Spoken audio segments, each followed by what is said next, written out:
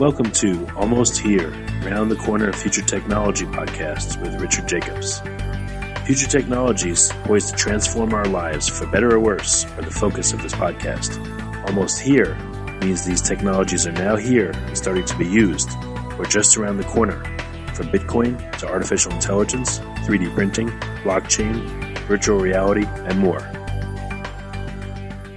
Hello, everyone, and welcome to Future Tech Podcast. I'm your host, Juliette Lamar, and joining us today is Bobby Tinsley. He is the co-founder and EVP of Innovation for Priatek. Welcome, Bobby. Thank you for having me. Excited to be on with you. Absolutely, and Priatek is such an interesting company. So why don't you dive in and give us some insight into what the company is and how it got started?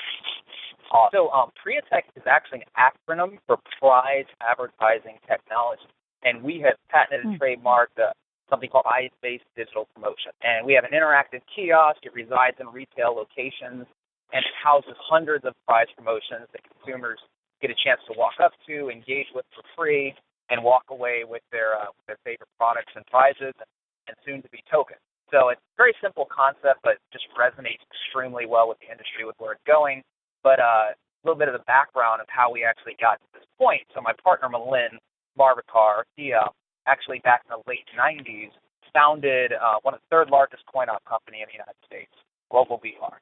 So he was really an early pioneer in esports and actually was a pioneer in taking games that you typically see in like a home environment, you know, like your Tiger Woods PGA Tour, Madden football, and porting them into retail kiosks or retail cabinets. And, they manufactured and distributed 25,000 kiosks worldwide, primarily in sports bars.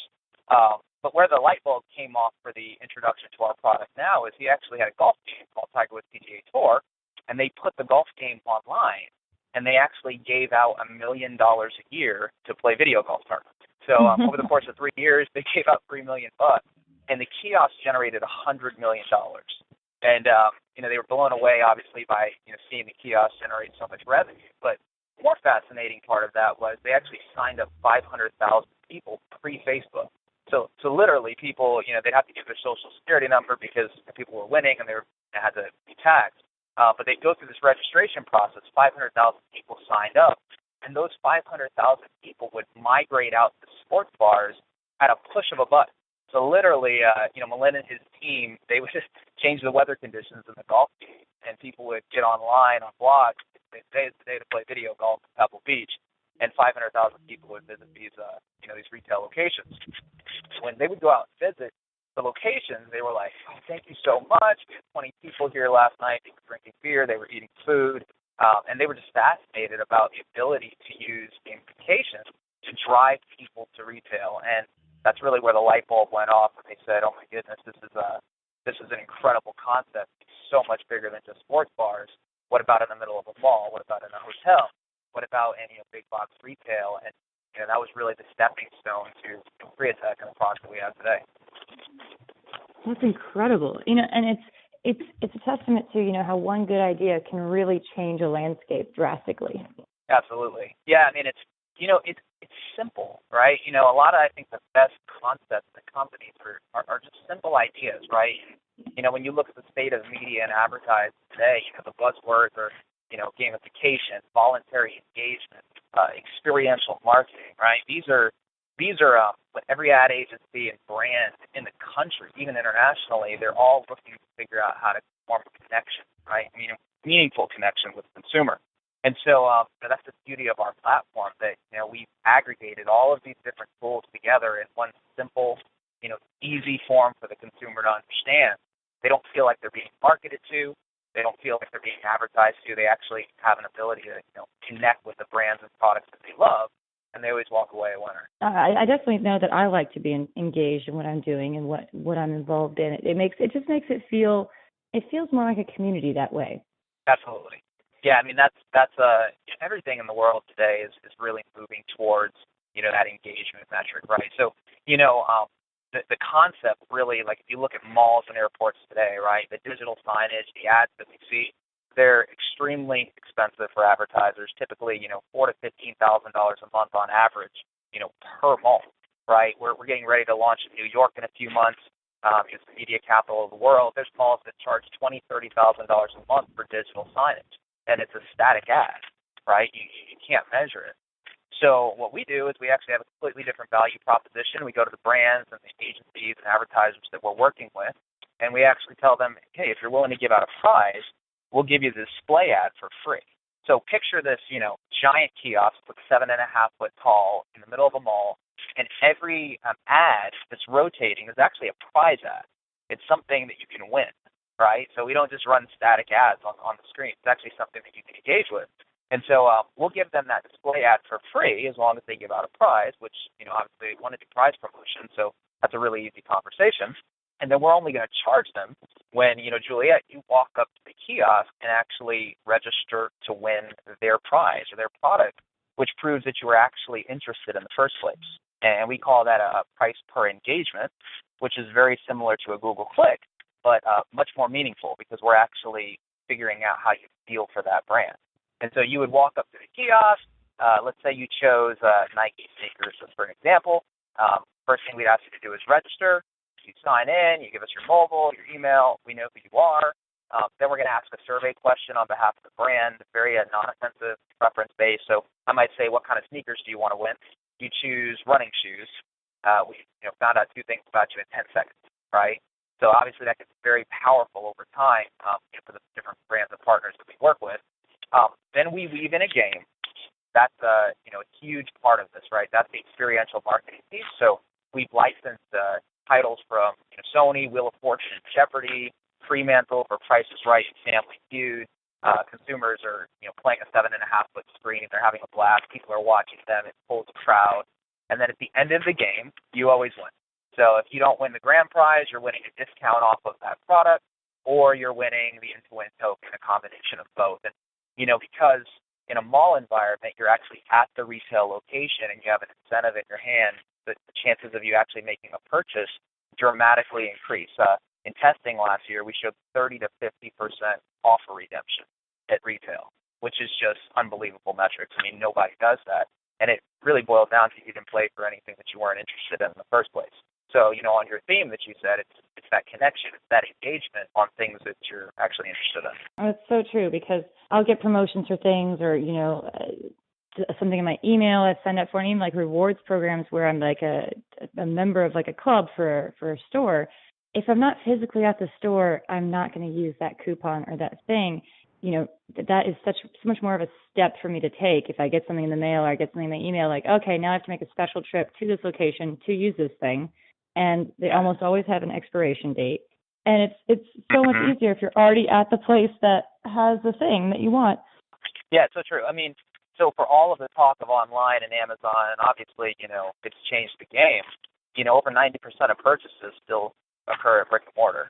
So, there's something to be said about having a tool that actually engages you in the buying mode, to your point. So I'm at the mall. I'm, looking for shopping. I'm going to see this prize ad. I'm able to engage, have this great experience, get an incentive in my hand, and then actually, increase the purchases for our brand partners. Now, what's really interesting on that is that when you played at the kiosk, we actually gave out end-to-end coins when we did our testing last year.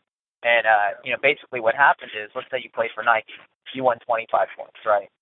Let's say then you might have chosen Victoria's Secret, right? You won another 25 points. So when you finished playing for, those products and you signed out of your account, it said, congratulations, you've got 500 coins on the end-to-win mobile app. Download today to use those for gift cards.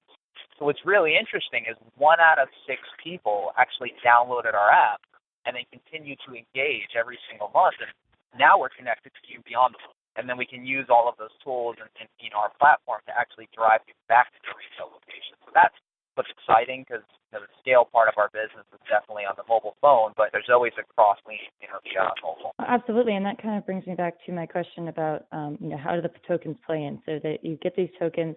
Some of the prizes, you've alluded to, you can get free merchandise, you can get discounts, or you can get these loyalty tokens. And the loyalty tokens you download for using on gift cards and things, do they go into the peer-to-peer competition at all? Absolutely. You're spot on. So, last year when we did the test, right, it was just straight loyalty points that you could use for gift cards. And then, we looked at this, and obviously, the world is completely moving to the blockchain space. And, I've been involved in the space for quite some time myself and really realized, this is a tremendous opportunity for us to connect a lot more usage, to our tokens. So, with the token side, you can use them for real-world goods and services. You can use them for gift cards, obviously. And you can also use them for challenging your friends and entering into tournaments. So, the esports industry is blowing up. It's the fastest growing sport.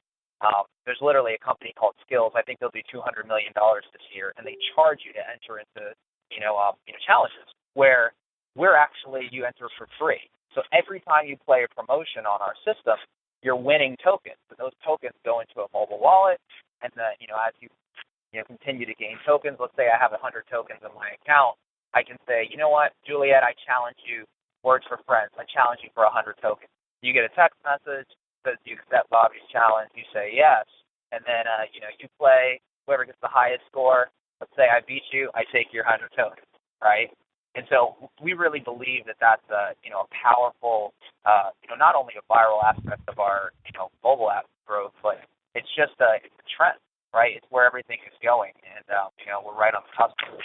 Well, absolutely. Anytime you can engage your friends, because now, your business is being talked about among social circles. Oh, I beat him, and then they're talking about that, and you got your tokens, and then your friends who are not involved, who maybe don't go to the mall Absolutely. and see these kiosks, now they're like, wait, what are you talking about? And it's just such another layer of being involved in these people's lives. Oh, absolutely. I mean, it's multiple touches, right? So everything, how we've just become ingrained with social media. The first thing people do when they wake up in the morning is they grab their phone, and it's the dopamine effect. How many notifications do I have? And clearing them out. So there's this whole science behind, how we interact and engage with technology. We look at it from that standpoint, but we also look at it from a value standpoint. At the end of the day, we want to create something that provides value for, our partners. Consumer, they're always winning. It's always on their terms. It's always products and brands that they love. For our retail location partners, we're increasing the sales of their tenants, and they make a revenue share off of our platform. And then for the advertiser is always winning because it's performance-based, and we're showing incredible metrics and driving them sales. And I think, when you design a great platform, it has to work for everybody in the ego. So, we're really excited. I have to ask, so the information that you gather from people who are interacting with Priatek, what information are you gathering, and exactly how is it used? That's a great question. So, as you engage on the platform, we always ask you one survey question before you play, any promotion. And like I said, it's typically preference-based. We do not sell your data. So, our three core values of the company are trust, fun, and value. Trust being the first. We believe that we should treat our consumers like we treat our families. So we wouldn't sell our family's data. Hopefully no one would do that. But what we do is we utilize that data to actually push promotions of interest back to you. That's part of what our patent revolves around. So, we're using AI. We're using a lot of the latest technology to actually build an analytical profile around you. So, over time, the platform actually starts to morph to what you like. And the only time we'll actually give an advertiser your data is if you opt in. So, let's say you play for Nike. Nike can ask you, would you like to find out more about Nike or, join our mailing list? And if you say yes, then we'll give your information, your email address, your mobile number over to Nike. But if you don't opt in, we will not sell your data. Fantastic. And so I think also a lot of times with companies that are collecting data, you're doing everything you can on your side to make sure you're protecting your clients and your customers. And people will opt into things without reading them. So I feel like as well, customers really need to be their own guide. You need to make sure that you're always reading what something is being offered to you. And I think that don't just trust anything that you're doing, because the company is doing everything they can to tell you exactly what they're going to do and how they're going to use it, and then people get all mad when they use it in a different way because they opted in. It's so true. I mean, so I'm 36, right? So it's interesting for me because I see both sides of it. So I have two little sister-in-laws, 18 and 19 years old. And it's funny to watch them. They grew up in a generation where they were just glued to their phone, and they will sign up for anything. I mean, they'd give out their social security number if I didn't tell them not to. Like, it's just for them, sharing their data is just part of their life. Whereas in, my parents' generation and, people in their 50s and, typically that older generation, they're very, very protective over the data because they know what it means, right? So I think, a big part of our platform is obviously letting the consumer know we're not selling it. So when you sign up for the first time, there's a huge privacy policy that pops up, your data is secure. And, we take that very seriously because we don't want people to feel like that they're just signing up. I hate signing up for promotions and, I get 20 spam emails the next day and, they just sold my data. So, we're really... Absolutely. So where do you see Priatek? You've got so many moving parts that are all really ahead of the curve already. Where do you see Priatek going in the next 3 years or so? We're excited. For this time for us is a great time for our company. We have actually been around for a while. This is definitely not an overnight launch. It's been over 8 years of building the core technology and then multiple iterations and market tests. So, now we're getting ready to launch in New York in September. So we have 300 kiosks that are going into many of the top malls and hotels in the greater New York market. And we have some significant partnerships alongside that. So we signed a deal with CBS Media. And so their radio sales force and their mall media is representing our product. They have over 2,000 sales reps in 42 markets in North America. And so, now when you hear radio ads, you actually hear our prize promotions on radio. So, they're the largest concert promoter in the U.S. We're really excited about the reach that that's going to bring our app and also, our user base. And then, from New York, it's really launching into the top 10 markets as quickly as we can and scale out. We're really excited about building up our user base. We believe we will grow as fast, if not faster, than Groupon, just based off of our metrics that we're already achieving, which is really exciting. And then obviously international expansion. I've been literally over the last 2 months, I've been to 15 or 16 cities across Europe with John Azarian from CNBC. He's on our advisory board, and I got to tell you, it's every single country and city that we visited, we got offered to partner and to put kiosks out in the different locations there. So that was really exciting. So we just see definite growth and a lot of new licenses and new game titles coming on the platform, which is always again keep it fresh and new and exciting for the consumer. So a lot of good things in store. Absolutely. And what are some good ways for people to connect with you? So say a company wants to advertise on your platform, or if customers just want to know a little bit more about you because they saw you in a mall and now they want to do some research. Tell us the best way to connect and do their own research, plus if there's any way to connect with you on social media. Absolutely. Yeah, hit us up on Priatek. That's Priatek.com. And we'd love to connect with you there. You can find out about advertising on the platform. We're on social, all social channels. You can also hit me up on LinkedIn, Bobby Tinsley. I'm on LinkedIn. I'm pretty active on there and also active on Twitter and Facebook. So love to connect and definitely look forward to continuing the conversations. Bobby, thank you so much for joining us here today on Future Tech Podcast. It's been really fun chatting with you, and I'm excited to see these machines in a mall near myself so I can go ahead and start looking up some tokens. Nice. Looking forward to it. Thank you guys for having us. We really appreciate the opportunity. That is Bobby Tinsley. He is the co-founder and EVP of Innovation at Priatek. This has been Juliet Lamar with Future Tech Podcast. Thank you all so much for tuning in. You have been listening to Almost Here, Around the Corner Future Technology Podcast with Richard Jacobs. Subscribe to this podcast, post a review to discover more future technologies that are poised to transform our lives for better or worse, such as Bitcoin, artificial intelligence, 3D printing, blockchain, virtual reality, and more.